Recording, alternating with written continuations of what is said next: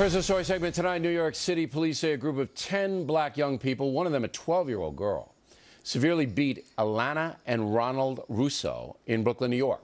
Mr. Russo suffered a broken nose, a variety of other injuries. Mrs. Russo suffered a black eye, among other things. Police are treating the incident as a biased crime. As we've been reporting for many months, violent crime fueled by young black Americans is a serious problem all over the country. Here now to address the situation, Andrew Young, former aide to Martin Luther King Jr., ambassador to the United Nations under President Carter, and mayor of Atlanta, Georgia for 2 terms.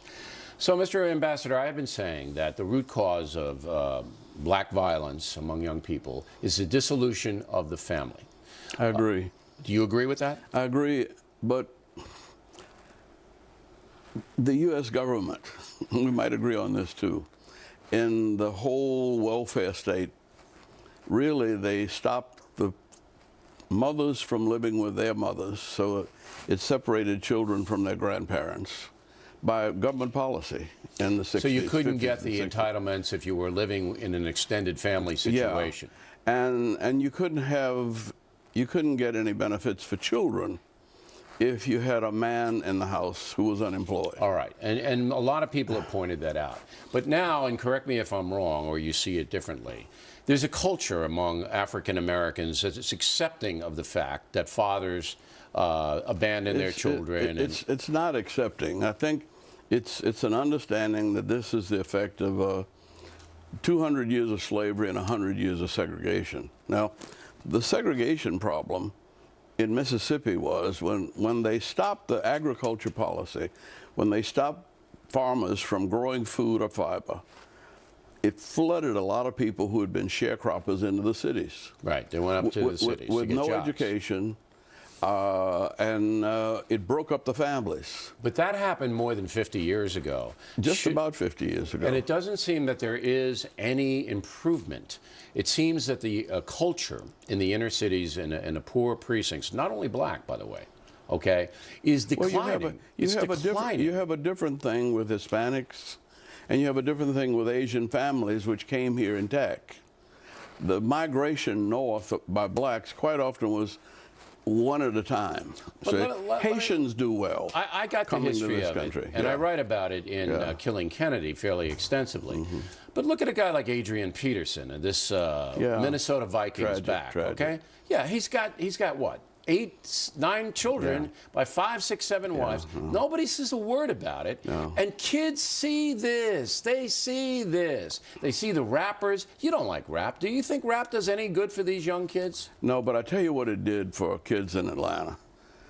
I say rap probably prevented terrorism in some of these areas. These kids expressed their violence harmonically and made money on it. And I've watched them and I've worked with them.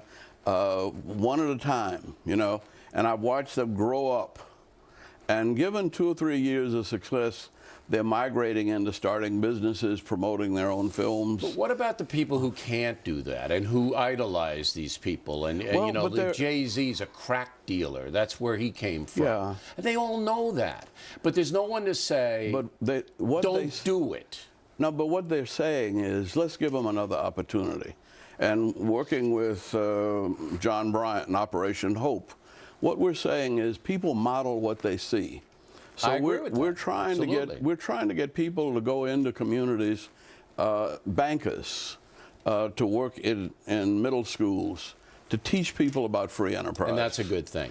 But final question on this. The reason I got onto the black family and the black crime was off the Trayvon Martin case. Yeah, but Moynihan was on that case long time ago. But 60s. Remember, nobody knows. They don't know who the late senator is. But I got on this because in the Trayvon Martin case, which was terrible for the country and terrible for the Martin family, it was terrible for everybody. Everybody.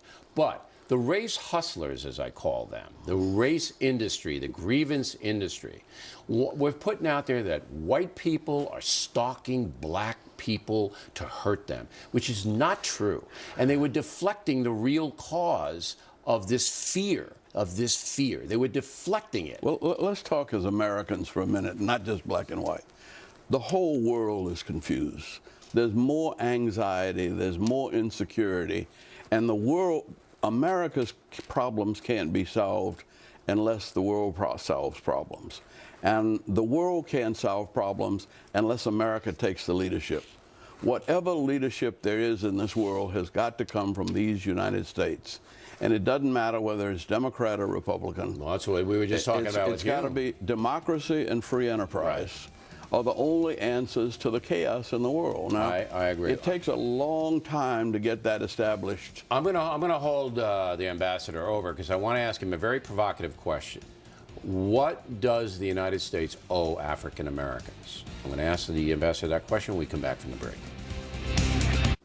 Continuing now with Ambassador Andrew Young. Even though millions of African Americans are receiving entitlements from the federal government, their economic situation has not improved much under President Obama. The data is going to indicate, sadly, that when the Obama administration is over, black people will have lost ground in every single leading economic indicator category. On that regard, the president ought to be held responsible. And here are the stats. Blacks make up about 13% of the population, and 23% of all food stamp recipients are black. 19% of disabled workers are African American, and 20% of those receiving Medicaid are black. So, Mr. Ambassador, it seems that African Americans are still very dependent on the government.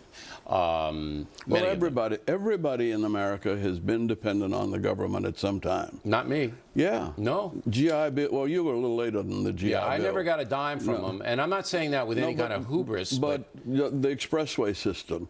See, I came up in the World War II. Right. And everybody in my class, poor kids, they huddled together because they were Americans, and they saved stamps. Now, what we owe everybody in America is the right to vote and access to capital. Access to money, to start a business. And I think that when we get that, and when we have the freedom to develop our ideas, as we've done in Atlanta. Atlanta, I don't know whether you know us very well, but we had 1 million people when I became congressman in '73. We're going over 6 million now. And it's still the same proportion black and white. But we do everything black and white together. Right. We became a free enterprise city, though. So you believe in capitalism, and you believe that hard work can pay off. Well, it wasn't hard work. No, but let me ask you this question. Yeah. A lot of African American leaders think the system is rigged. No, but a lot of African American leaders are not African American leaders. What does that mean? That means that Martin Luther King was not an African American leader. He led America. Okay. And I think that the thing that I say is, let's make America work. Let's make democracy and free enterprise work for everybody. But my question is, there are some civil rights leaders today, and I'll name them if you want, who believe the system's rigged against African Americans. Well, Dick Gregory says if you're black and not slightly paranoid, you're really sick.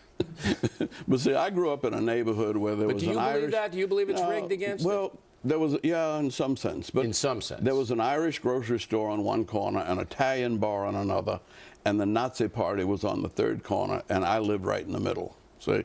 But frankly, I was better off. My father was a dentist. My mother was a teacher. I was better off than any of those around us. And so my family raised me to say, look, you've been blessed. And to those to whom much has been given, of much is required. Don't hate the Nazis. Those are sick people. You don't get mad with sick people. You help them. Don't hate racism is a sickness. So, and that was the message that lined me up with Martin Luther King. And that was the message that I think has transformed the South.